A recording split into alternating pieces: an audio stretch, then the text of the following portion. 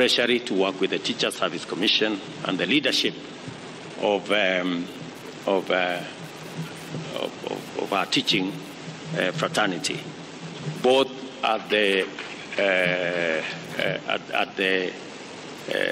NAT and the Kuppet level and also at the other university levels. We have also agreed that Treasury, TSC, and the teaching fraternity sit together and look at the possibilities of ensuring that we implement our commitment as government so that we avoid unnecessary industrial action.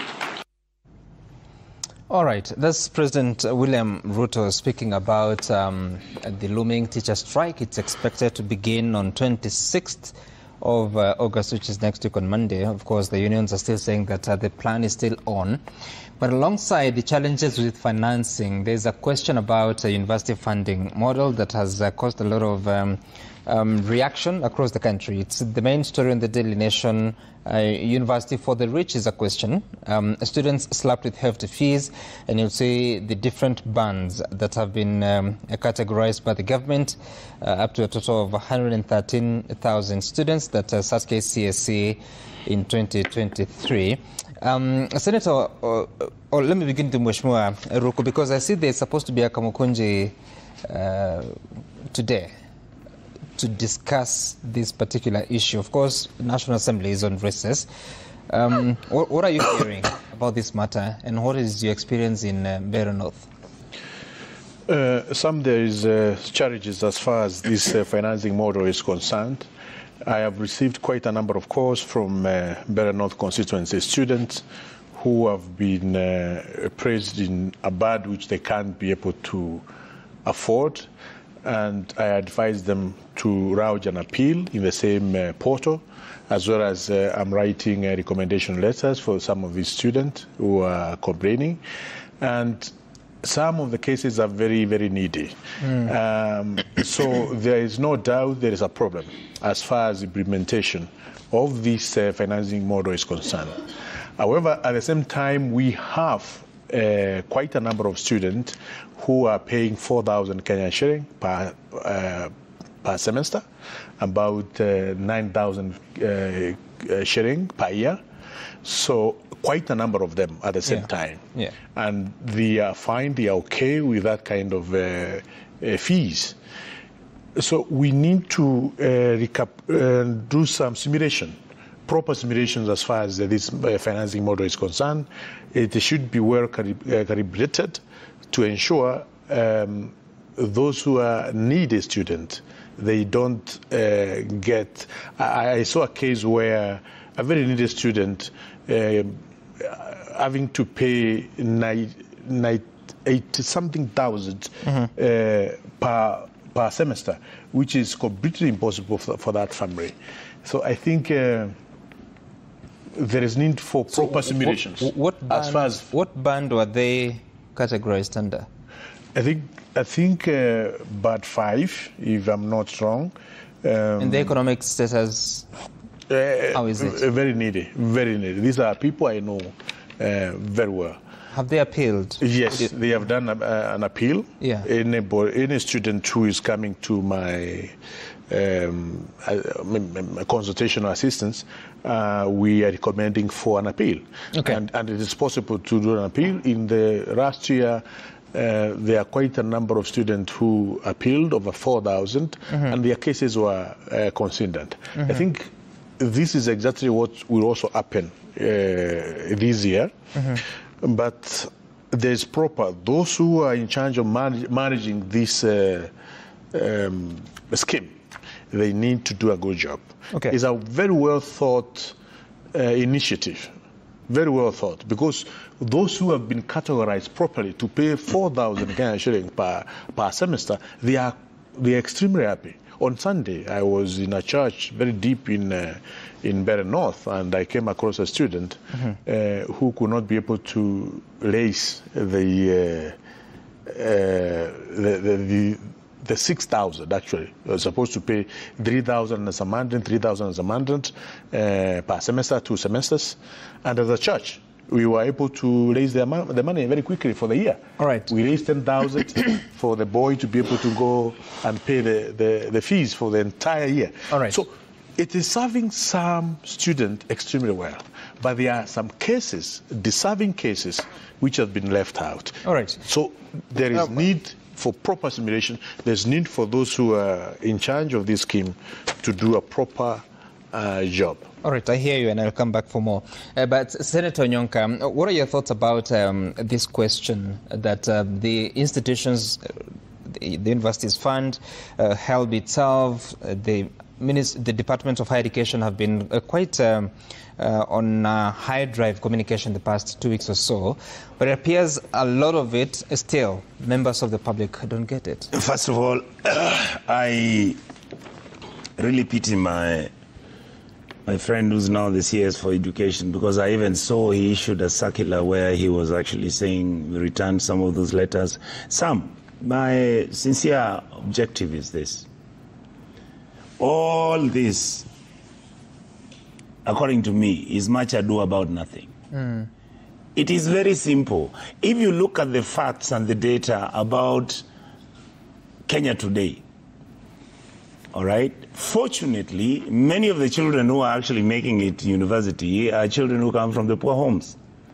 Last night, I saw news that Citizen TV presented about 2 cases. I mean, you saw a young man who wants to go and do medicine in the University of Nairobi. The father is a boda rider. They live in squalor.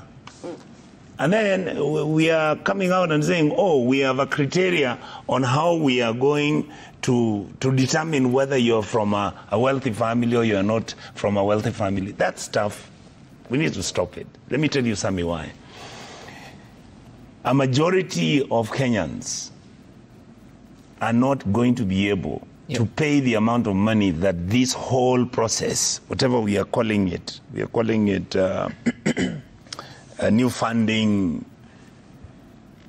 Take your medical students, which are usually the highest valued in terms of cost of training. We know that the universities have been asking for this student to pay 1.5 million shillings for him to go to medical school. You are telling this young man that no, you can then go and apply at HELB. After you've finished applying at HELB, like Honorable Ruku is saying, then you can go to your church and do a fundraising, and then after you finish from your church, you then are going to let the government have a very clear policy. Have you got an A? Yes. This is what it costs us to educate you, to take you through medical school. Sammy, the point for me I'm making is very simple. When you take this young man who's going to medical school, explain to us what the cost is going to be in terms of the subjects, in terms of the material he needs, and in terms of the lessons he's going to take. Many countries in the world that are training certain sectors of their economies. For example, if you go to Cuba, Cuba has been training its doctors for free. All right, so long as you have the qualifications, and look at what the Cuban doctors have done historically. There are many countries in the Nordic countries. You talk about people in Norway, Sweden. We have models and cases of funding university education which is not confused, which does not, I mean, imagine members of parliament are going to sit and have a discussion at the National Assembly about a matter that has already been decided upon. I mean, it blows me up. I don't know what is wrong with our country. So, Kamukunji is an informal sitting. Yeah, but it means whatever decisions are made there, yes. So what? That is why are we having a Kamukunji? This is a matter that the government should have consulted. There should have been public hearings. They asked those MPs that they want to hold a Kamukunji with right now. So we have a program where the best university students, the best students who are supposed to go for medicine, engineering, and those courses that cost expensively, chances of them even entering into a university are zero. So we are again going into the same problems that we've been creating about what to do with the education sector. The way we have a problem on what to do with these ones who've graduated and where they are going to get jobs, if there are any jobs, that is. So my argument is very simple. This process, even when, like my brother Ruku has said, it is nice to know that a university student is going to pay 5,000 per semester. When I went to the university, Sami, the first fee that I carried to the university was 500 shillings. The first check I was given, all right, by the university, because we used to be paid every semester. When was that, Senator? That's 1980, class of 85. We used to be paid. The university used to provide us with feeding. We used to go to the student center. The university used to provide housing for university students. The university used to provide every single thing that a university student... How many students were going to the university that time? You guys were very lucky. We were about... every year, we would be not more than 1,200. 1,200. But our government budget at that time was less than 50 billion. But, okay, all right. So my argument is, even if you extrapolate and look at the numbers of the students who were going at that stage, we deliberately and systematically destroyed that system, which enabled a poor child to just carry his bag and his clothes and walk to the university, do registration for the subject they want, and the national government paid for this student to actually go to school. Senator, because if you look at the education budget, it's about 656 billion shillings, and when you analyze it, it's about 27% of the latest revenues that Kenya was able to collect. So financing fully may be a challenge, but there appears to be an element of discrimination if you have to look at the university funding model and the various bands that we have. What would be the solution out of what is going on? First of all, Sam, let's try and demystify this new financial model for people to be able to understand. Because I think it is imperative that Kenyans out there understand why the shift all of a sudden. Before, we had a differentiated unit cost, which essentially means that there was capitation. There was a budget allocated to every institution, university, which had to fund government-funded programs, you know? So you'll know that if the University of Nairobi enroll X number of students, Treasury will allocate, through the Ministry of Education, will allocate a particular budget to fund those students. That was issue number one. There was no discrimination then. Now, we have now come up with a more confused financial model of funding universities, which is based on three areas. Number one, you say you want to give them scholarship. Number two, you want to give them loans. Number three, you want the families to be able to contribute a certain percentage. And then you further confuse it and you say, let us now discriminate the poor. You know, because in this country, we do not have a proper system of identifying who is poor and who is rich. Then you say, let's create several bands. You say, band one, the government will provide 70% scholarships to the extremely needy students.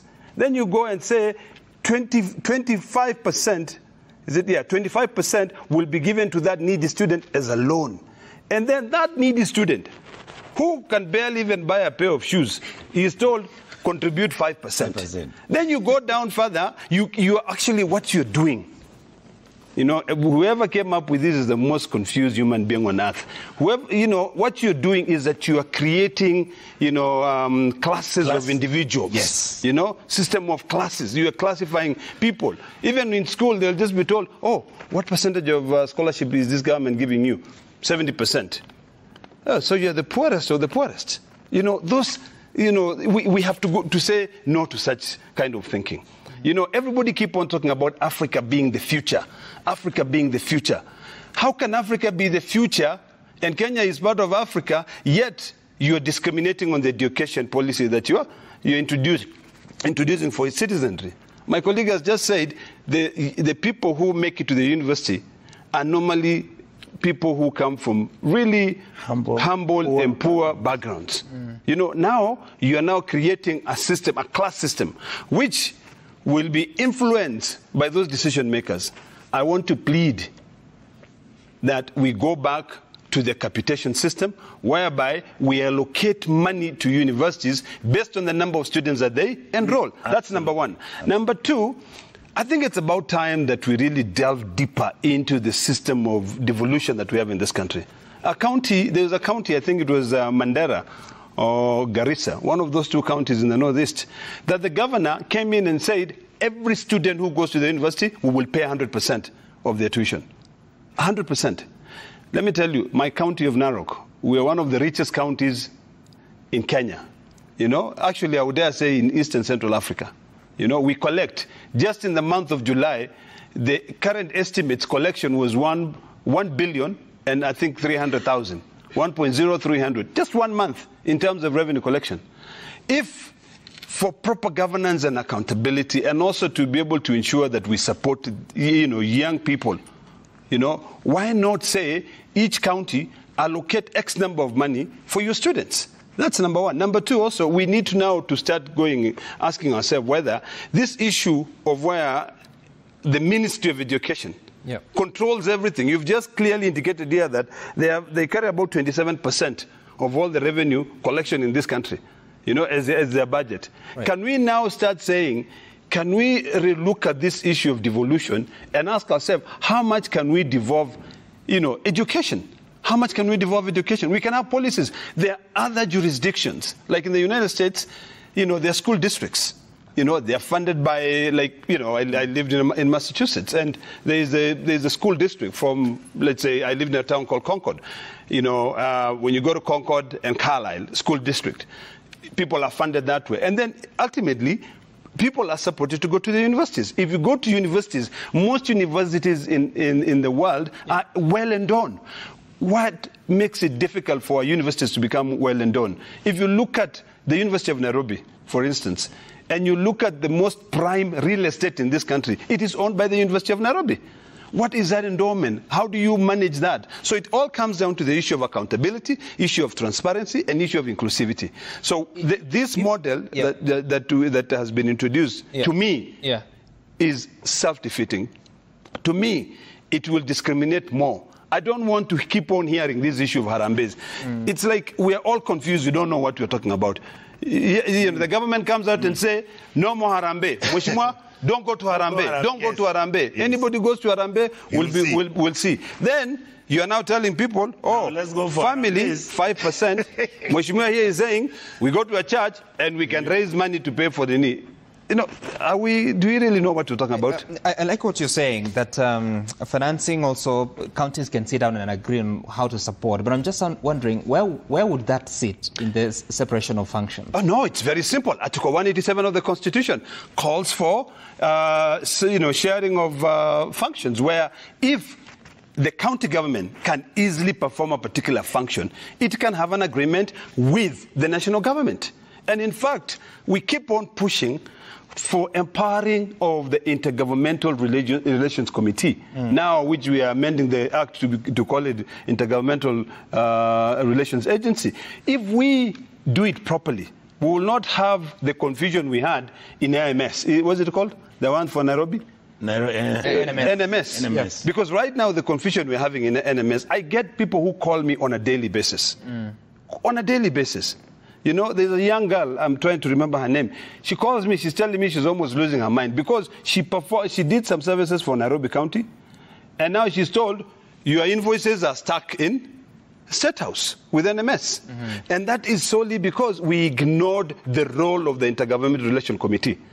So governments, the law provides for a way where if one function is better performed by another level of government, that function is transferred. Okay. The second function, actually, which should actually be transferred, has to do with the issue of housing. You know, why should we concentrate every decision to the national government? You know, counties can be able to build houses. We have counties like Narok, which we have vast lands. We have kids who come from Loita. We have kids who come from Narosra, come from Emurwetikir. Why do we have to give money so that they can come into an urban center? You know, all these things really require proper thinking, and education is very, very key. Education is very, very key. You know, finally, just quickly, you are talking about having the community support these students. But when you look at even TVETs, even universities that you set up in certain areas, you know, that community that lives there do not feel as if they are part of that university.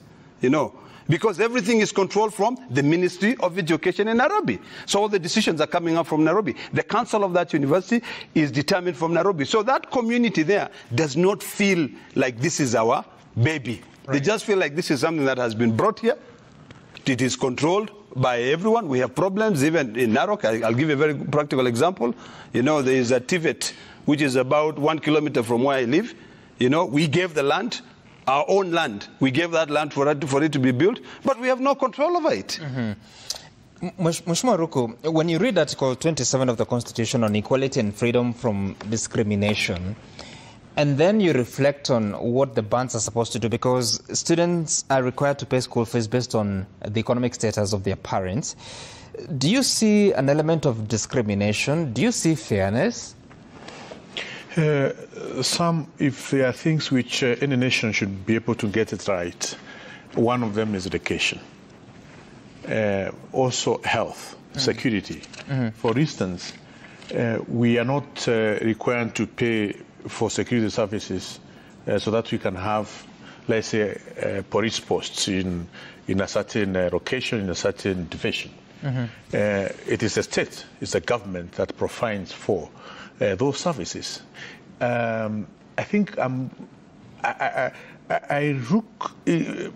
the day, I'll be very pleased if one day in the Republic of Kenya we'll have a free education from ECD all the way to the university, which is taken care of by the government. The health services also fully taken care of by government. We know there are many nations out there where security, health, education are taken care of by the government. Does this fully, funding model look like a step towards that direction? We are still quite far to achieve that. That is what I'm asking. We are still quite far. I'm trying to put context so that I can be able to answer your question, Sam. Yeah. So that is where we should be as a government, as a nation. But we're having a situation where that Kenyans have to contribute to get education.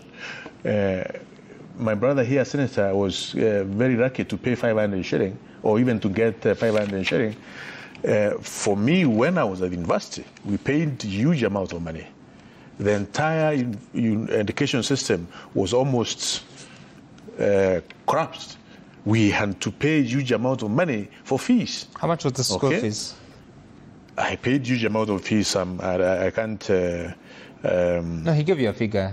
What's your figure? I was paying about 60,000 per semester.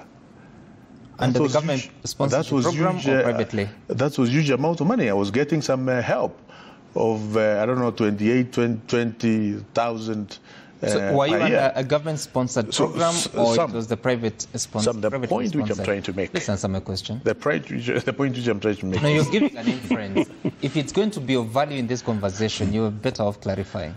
I did my first degree in Catholic University of Eastern Africa. I studied Bachelor of Commerce. So that was a private university, not I studied a Bachelor university. of Commerce at Catholic University of East Africa, where I was paying about 60,000 per semester. So that was not at the public university? But we were also getting help, even if we were in... alone?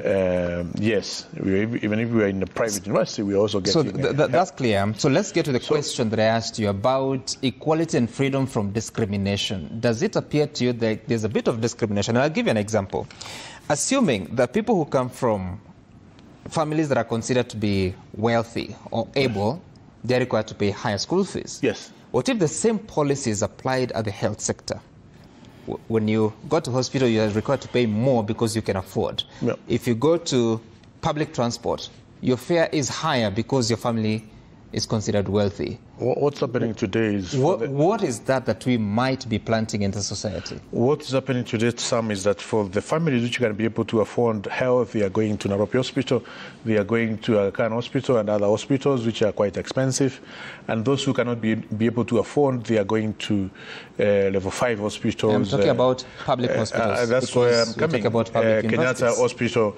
And the same case, we have parents who are able to afford to pay fees for their children. For instance, Senator here, all of us here, we pay huge amount of fees to academies, to international schools. I will not be surprised. Which is out of choice. Listen, Sam. I will not be surprised to know that Senator Orekina and my brother here, their children are in international schools, are in group of schools. What I'm saying, you are a state officer.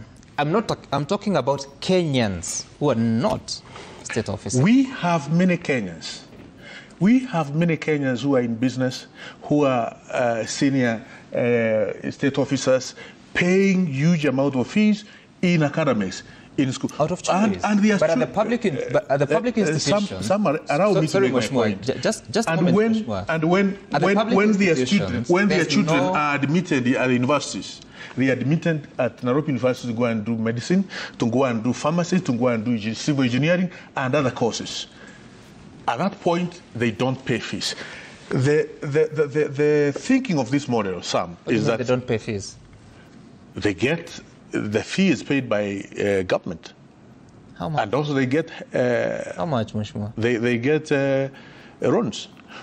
The thinking of this financing model, Sam, is that we have people who have been able to take their children through academies, through private schools, but when they get into public universities, they are able to pay full amount of fees. You don't have a problem with that? Some. Just quickly. You know, yeah. It is also good to say that why this model has been thought by the administration in place at the moment is to have that fairness in terms of those who are able to pay, they can be able to pay their fees. Those who are not able to pay, then they can have this kind of bans. But what you are saying is, public participation is, the centrality of our constitution is public participation. Okay, all right. This model has not gone through proper public participation. This model we are calling mean testing instrument. How is it accurate in terms of determining the band which the student should be placed? So we should interrogate the means testing instrument, how accurate it is. We should be able to ask Minister of Education, why is it that we didn't have proper public participation, so that we can have acceptability, or we can know whether this financing model should be implemented at this time or not. Okay. Also, the extension. Let me make a point. Extension of the deadline in terms of application of the scholarships by the students, they need to be looked at. All right. As well as those students. That's fine. There are cases. I'll come back to you. There are cases, Sam. No. I have to make this point, Sam. Please, as well as the students who don't have IDs. I have many cases of students who don't have national IDs. I hear that. And they are told you cannot be able to apply for higher education road board because you don't have ID. That is why should the ministry be able to push such kind? Let's make progress. I hear that HELB and the ministry are addressing that question that you're talking about. But Senator Onyonka, what do you have to say about the fairness? Sam, I first wanted to tell my brother, Honorable Ruku, that I have never taken my children to any international school. All my kids have started their education in Kisii. Of course, it's a private primary school, which has done reasonably well. And there was no need for me to take my kids to Brookside or one of those places. Why? I couldn't afford it. Number two, there was no need. I really pray that we as a country can begin to understand what is it that is priority as a nation that we can do effectively and in a very simplistic manner to make sure we achieve targeted goals and purposes, or we sit down and agree amongst ourselves that we are actually mismanaging, again, our most vulnerable people in society. Sami, I'll give you an example. Honorable Ruku, I saw the president going around opening universities. Kenya's problem is not that we don't have universities. Kenya's problem is we have 47 counties. Instead of people of like mind, of people who mean well for our country, sitting down and saying, why don't... Just hold on. Opening any university. Just hold on. Please allow him Just to hold make on. his point. But is this true? He just went and announced in Kisii that he's opening a university in Nyamira. There is also a matter that he's opening a university in West Pokot. The problem is it's not universities that we lack. These universities are not able to sustain themselves. The model that was destroyed before, Sami, is a model with the recommendation. Where we are today, these were the recommendations of the IMF and World Bank. That's where we are. We stopped taking a system which was functional, that was able to deal with people who are at the baseline, our poor members of our society. We have the largest budget within the East and Central African region, the 645 billion you're talking about. We allocate close to 70 billion for bursaries, which nobody, if you look at what the Auditor General is saying, you find all this money is going into wastage. Why are we not able to sit down and say, listen, can we take our children from primary school up to secondary school, we educate them for free? Or we provide capitation once we know the facts and once we know the numbers. Can we take the children that are going to diploma courses? Let's find out why they are going into these diploma courses. Let's find out whether they are going into those courses which are going to be effective in changing their lives and helping the country. Can we... In the circumstance that the country finds itself in, economically, yes, public debt, the very expensive budget to finance, is it possible to really finance education free? Sami, I can tell you the truth. I swear in the name of God. This country, I mean, how many times have you seen the Auditor General say that every year we are wasting close to 900 billion shillings? In other words, the Auditor General says that politely. Let me put it differently. Close to 1 trillion shillings is being stolen. What I'm saying, Sam, is very simple. When have education sector players, stakeholders ever sat down to look at these issues honestly? Even when the money was being sent to primary and secondary schools for capitation, the ministry is always late. Even when the money was supposed to be given for books, members from the National Office, Ministry of Education, all right, are the ones who used to go and print books and supply them to schools. When we are supposed to discuss and ask ourselves, what are the universities that we need? What is Kenya's agenda in terms of development? Are we an industrialist country, or are we a country that is still at the primordial stage where we are talking about we can't afford to get clean water, we are not able to get medicines, we are not... My point, Sam, and this is what I am saying, this is my honest observation. My brother Olekina has gone to school in the US. I also went to school in the US. So, universities are not lumped together. There is a university where you are told, if you can afford it, please, go and pay for yourself. You have Yale, you have Harvard, you have Princeton, and all that. All those universities do exist. Then you come to the second tertiary. There are universities which are a mix between what the state can support and what the private individual can pay. So people would actually move to certain states deliberately because education was cheaper there. Right. Then you have the third cadre. These were universities whereby they are called, Honorable Lekina, help me, the community colleges. They are universities, even if a student has got an A and he wanted to do medicine, because they are not able to afford it, they are allowed to start doing some courses at the lower level as they build their criteria of moving on to the upper levels. My argument is, we come, pick students, we are telling them, okay, you want to do biology, go to class, but you have to raise 16,000 shillings a year because your parents, your father is a teacher, yes? How many teachers can afford to pay 60,000 shillings for a child who's going to university? They are not there. How many government officers who are earning a salary of 50,000 or 100 can take their child? Just hold on. Just hold on. Just hold on. How do you take this child and enable him, who's doing medicine, and the parent or the father is a primary school teacher? Where is this child going to get 1.5 million shillings? All right. Let me just give an example here. The Bachelor of Medicine and Surgery at Moi University costs 612,000 shillings a year. Yes. You study for 6 years. if you're in band 1, meaning that your family earns less than 6,000 shillings, the government will sponsor 428,000, which is 70%. HELB will give a loan of 153,000 shillings, which is 25%. And the family will contribute 30,000 shillings, 30,600 shillings every year, which is 5%. For band 2, a person earning up to 23,000, the government will pay 367,000, and the family will pay 61,000 shillings a year. For a family earning up to 70,000 shillings of income, the government pays 306,000, which is about 50%, and the family pays 122,400 shillings a year. Of course, they also receive a loan of 1.1 million shillings by the end of 6 years. Band 5, for persons earning more than 120,000 shillings, the government pays 183,000, which is 30%. There's a loan of 30%, again 183,000, and the family pays 244,000 because that family has an income of more than 120,000, and the loan is 1.1 million.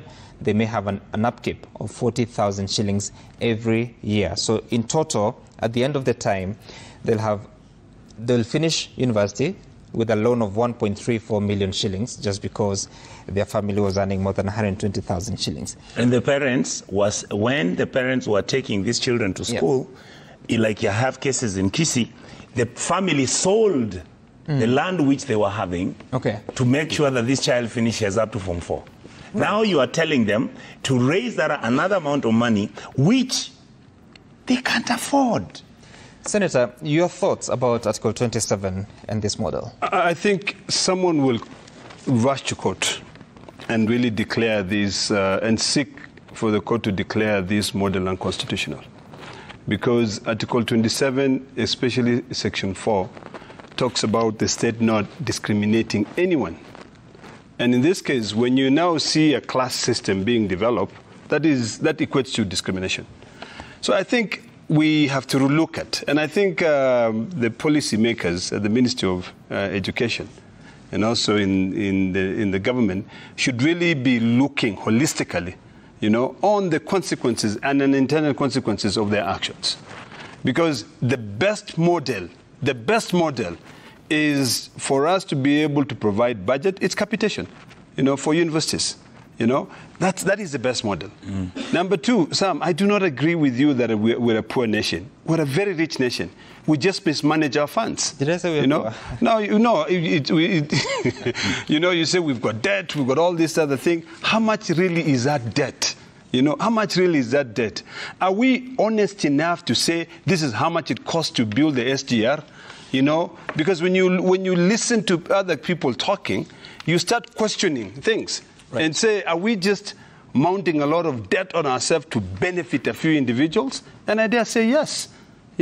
So I think what we need to do now is to look at our entire financing model.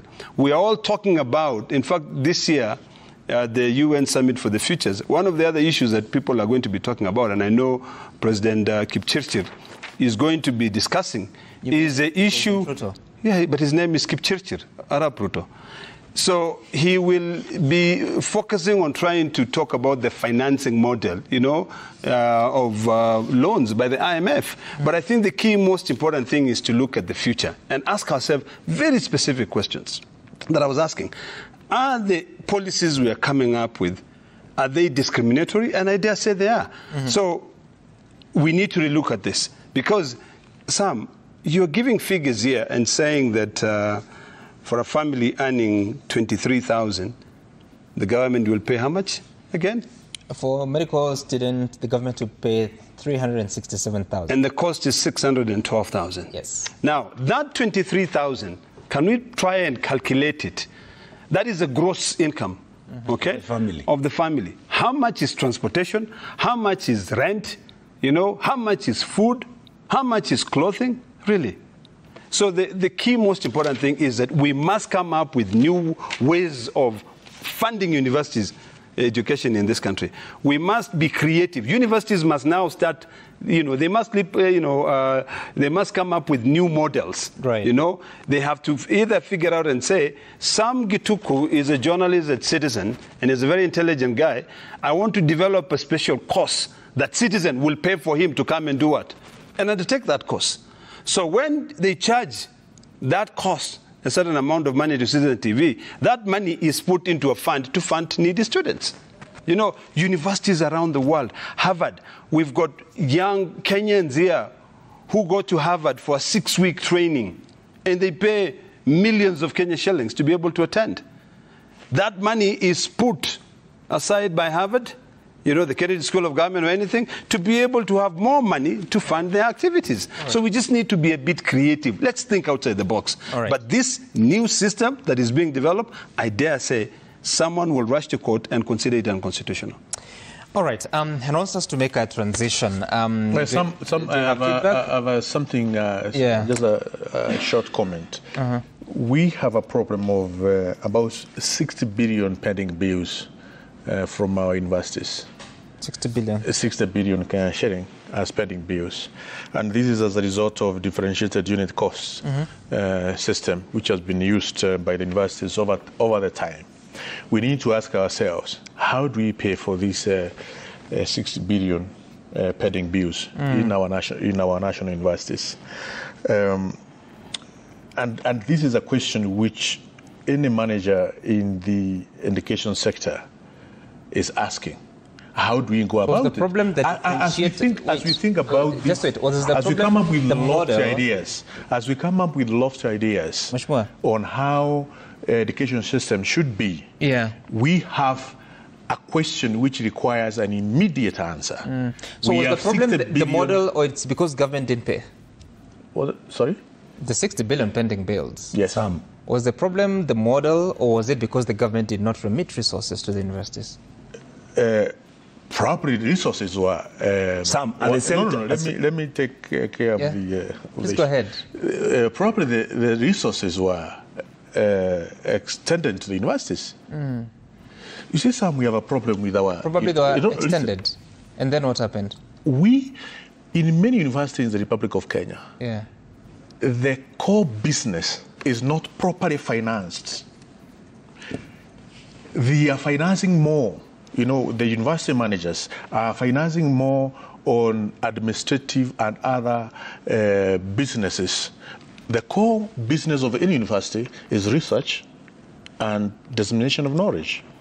You find that the lecturers, who are supposed to be well taken care of, the research which should be conducted by students from undergraduates all the way to PhD students, this core business is not properly funded. But you'll find a university is very busy with construction. It's okay, Mheshimiwa, from right left to center, so that the university managers can make some money out of these constructions. You're not responding to my question. The kind of procurement that has been undergoing in some of our public universities is so worrying. Because you would know, does government owe universities money? Yes, they do. What assurance do you have that this scholarship that the government is promising to give, that those resources will be sent to the universities? The implementation of this system, Sam, is the problem. We should be asking the managers in charge of implementing this new financing model to do proper public participation, to do simulations, and to ensure it is properly targeted. That is an answer, but it's not to the question I'm asking, but it's fine. Senator, what do you say? For me, I wanted to mention this. Just like the county government, just like the national government, most of our sectors, including the university, the education sector, the debts which the universities have accumulated, these are debts that were created out of the corruption budgeting which is done every year, where the universities which were allocated money would never finish any of the projects which they did, but the payments were being made. The reason why we are not willing to take a very simple education financing structure and just tell people that this, if you do this, you go get yourself educated.